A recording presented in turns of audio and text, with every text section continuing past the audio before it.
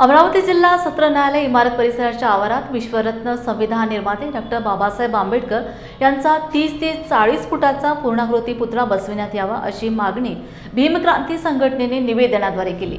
निवेदनात नमूद विषय असा की अमरावती जिल्हा सत्र न्यायालयाची भव्य इमारत आहे, त्या न्यायालयात पीडित व अन्यायग्रस्त यांना न्याय देण्यात येतो।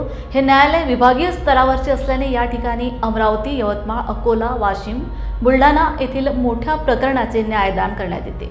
रोज या न्यायालयात हजारोंच्या संख्येने पीडित, अन्यायग्रस्त व नागरिक न्यायाच्या अपेक्षेने येतात। डॉक्टर बाबासाहेब आंबेडकर यांच्या पुतळ्याकडे पाहून काही नवीन पिढीतील वकिलांनी आदर्श घ्यावा असे वक्तव्य करण्यात आले।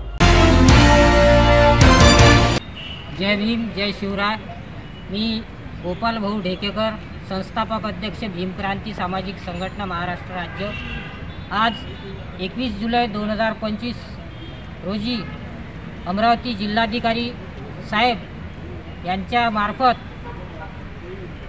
भारताचे सरन्यायाधीश माननीय भूषणजी गवई सर यांना, तसेच आमचे महाराष्ट्राचे मुख्यमंत्री देवेंद्रजी फडणवीस आणि अमरावती जिल्ह्याचे आमचे लाडके खासदार बळवंत भाऊ वानखडे यांच्या नावे आज संघटनेच्या वतीने निवेदनपत्र देण्यात आले आहे।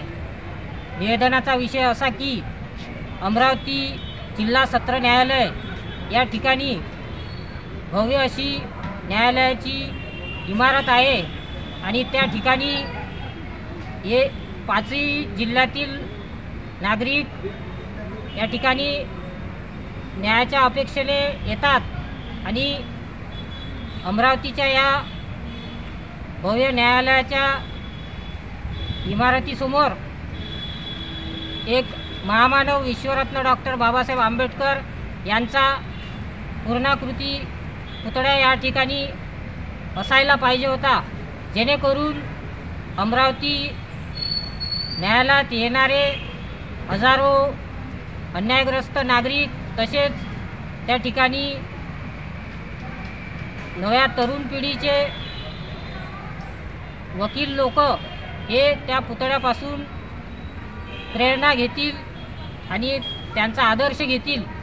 तर याच अपेक्षेने आणि सोबतच बहुजन समाजाच्या